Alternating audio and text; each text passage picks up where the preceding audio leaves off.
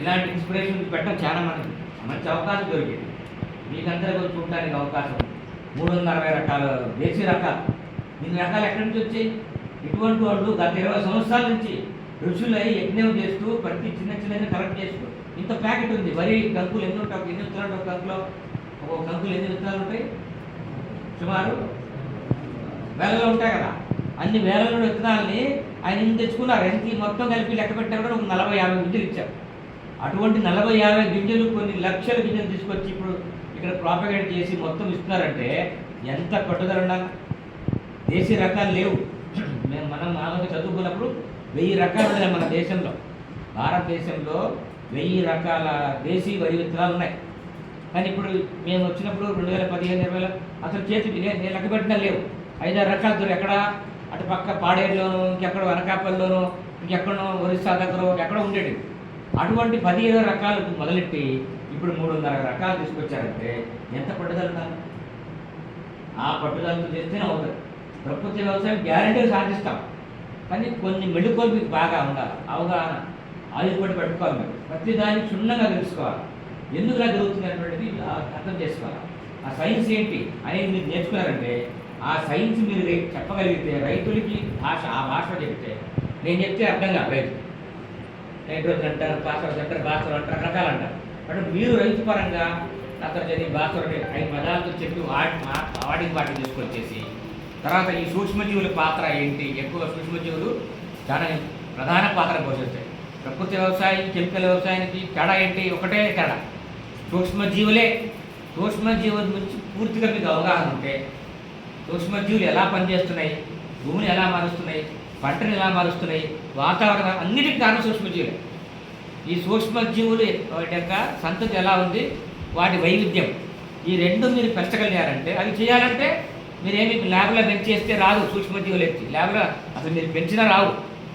మన దగ్గర ఉన్నట్టు భూములటువంటి సూక్ష్మజీవుల్లో ఓన్లీ 1% అంటే 100 సూక్ష్మజీవులు ఉంటే 1 సూక్ష్మజీవి గురించి మాత్రం మనకు తెలుసు. 99 సూక్ష్మజీవి గురించి అసలు క్యారెక్టరైజ్ చేయలేదు, తెలియదు. అవి ఎలా పనిచేస్తాయో కూడా తెలియదు, అది ఎలా ఉంటాయో తెలియదు.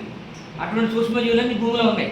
ఈ మనం ఎలా చేస్తున్నామంటే రకరకాల పంటలు, రకరకాల వైవిధ్యం వేయడం వల్ల ఆ ఉండే సూక్ష్మజీవుల్ని మనం కాపాడకుండా అభివృద్ధి చేసుకోవాలి. సూక్ష్మజీవుల్ని మన ప్రకృతి వ్యవసాయమే సూక్ష్మజీవులు. ప్రకృతి వ్యవసాయం అంటే ఏ వ్యవసాయం? సూక్ష్మజీవుల వ్యవసాయం, సూక్ష్మజీవుల సేద్యం. సూక్ష్మజీవులు మీరు సేద్యం చేస్తే ఆటోమేటిక్గా మీ వ్యవసాయం ఎవరు చేస్తారు? అవే చేస్తారు. మన వ్యవసాయం అంటే డూ నథింగ్ ఫార్మింగ్ అంట. మనం ఏమి చేయక్కర్లేదు. ప్రకృతి వ్యవసాయంలో ఒక్కసారి ఆ స్టేజ్ తీసుకురావాలి. ఆ లేదు రావాలి. ఆ స్టేజ్కి ఎప్పుడు వస్తాము? యజ్ఞం చేస్తే, రుచి మారితే అప్పుడు చేస్తూ ఉంటే ఆటోమేటిక్గా వస్తాం. మనకు ఉన్నటువంటి వాతావరణ పరిస్థితులు వేరు ఉంటాయి, అక్కడ వాతావరణ పరిస్థితులు వేరు ఉంటాయి.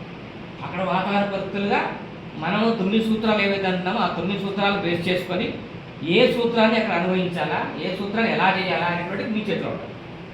సూత్రాలు ఎక్కడ పోయినా ఒకటే, సిద్ధాంతం ఒకటే. ఎక్కడ పోయినా భూమి చుట్టూ ఏం తిరుగుతాడు? సూర్యుడు చుట్టూ భూమి తిరుగుతాడు ఉంటాం కదా. అలాగా తిరిగినప్పుడు ఆ సిద్ధాంతం ఎక్కడ పోయినా ఒకటే, ప్రపంచం ఎక్కడ తిరుగుతుంది. బట్ మీరు వెళ్ళిన తర్వాత అక్కడ ఉండే పంటలు ఏంటి, ఆ పంటలటువంటి ఎటువంటి వాటి పద్ధతులు ఏంటి, మనం చేయాల్సిన పద్ధతులు ఏంటి, ఎక్కడ గ్యాప్ ఉంది? మీరు వెళ్ళిన దగ్గర ఎక్కడ గ్యాప్ వచ్చింది, ఆ గ్యాప్ ఐడెంటిఫై చేయాలి. బేసిక్ సర్వే చేయాలి. పోతారు ఆ గ్రామంలో అసలు ఏంటి పరిస్థితులు ఎలా ఉన్నాయి, ప్రకృతి వ్యవసాయం చేయడానికి అనుకూలం ఉందా, అటువంటి వాతావరణం ఉందా, పశు సంపద ఉందా, లేదా అక్కడ ఉన్నటువంటి రైతులంతా కన్విన్స్ అవుతారా, వాళ్ళ పద్ధతులు ఏంటి, ఆచారాలు ఏంటి, భూమి ఎలా ఉంది, ఏ పంటలు తింటారు, ఏ ఆహారం తింటారు, ఏ పండిస్తారు, మార్కెటింగ్ ఎలా ఉంది, ఇవన్నీ మీకు అవగాహన రాదు. అంటే హోలిస్టిక్, ఇండివిజువల్గా చేస్తే రాదు. ఇది ఏమి అలోపతి మెడిసిన్ కాదు, అది హోమియోపతి మెడిసిన్. హోమియోపతి మెడిసిన్కి అందులో తెలుసా మీకు ఏమన్నా? అలోపతికి, ఇంగ్లీష్ మెడిసిన్కి, హోమియోపతికి తేడా ఏంటి? ఇంగ్లీష్ మెడిసిన్ ఇమీడియట్ రిజల్ట్స్ ఇచ్చేస్తుంది. హోమియోపతి అయితే నిదానంగా రిజల్ట్స్ ఇచ్చేస్తుంది. హోమియోపతి ఒకటి రూట్స్కి వెళ్తారు, మూలాలకు వెళ్ళి మూలాల్లో వైద్యం చేస్తారు. ఇంకా ఇంగ్లీష్ వాడు ఏం చేస్తారు? ఇంగ్లీష్ మందు ఏం చేస్తారు? సిమ్టమాటిక్ ట్రీట్మెంట్, మీకు వచ్చే లక్షణాలు బట్టి ట్రీట్మెంట్ ఇస్తారు. వెరీ గుడ్, అలా ఇస్తారు. అటు హోమియోపతి ఏం చేస్తుంది? మొత్తం హోలిస్టిక్గా. మీ పేరు ఏం పేరమ్మా? ముత్యాలుగా చూస్తాడు. కానీ ఇక్కడ ఇంగ్లీష్ అంత చూడరు. ముత్యాలు చెయ్యి, ముత్యాలు కాలు, ముత్యాలు ముక్కు, ముత్యాలు చెవు, అలాంటి చెవుడు మంది ఇస్తాడు, కాలు మంది ఇస్తాడు, కన్ను మంది ఇస్తాడు. కానీ హోమియోపతి కాదు, నీ బాడీ ఏంటి, నేచర్ ఏంటి, నీ తత్వం ఏంటి, ఓరగా ఇస్తాడు. ఈయన హోలిస్టిక్గా ఇస్తాడు, ఈయన సిమ్టమాటిక్గా ఇస్తాడు. కాలు చేయించి విడగొట్టేస్తాడు. విడగొడితే పంచారు అవన్నీ కలిసినప్పుడు ఒక రకంగా ఉంటారు, విడగొట్టేస్తే ఇంకో రకం ఉంటారు. ప్రకృతి వ్యవసాయం కూడా హోలిస్టిక్, అంతా కలిపి చేసేది. కెమికల్ వ్యవసాయము ఇండివిజువల్, అలోపతిక్ మెడిసిన్. ప్రకృతి వ్యవసాయము హోమియోపతిక్ మెడిసిన్. కంప్లీట్గా అవగాహన చేసుకుంటాం, ఆ సిస్టమ్ మొత్తం అలా చేసుకుంటాం.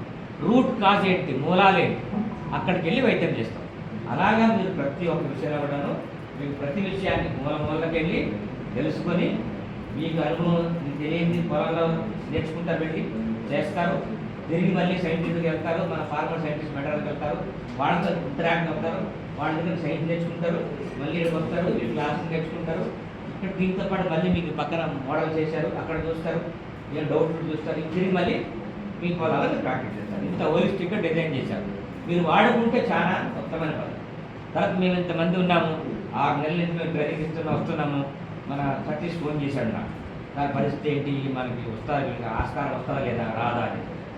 మీరు ముందు గుర్తుపెట్టుకోవాల్సింది, మీరు ముందు మేము ఎందుకు తయారు చేస్తున్నాము, మీ సొంత వ్యవసాయం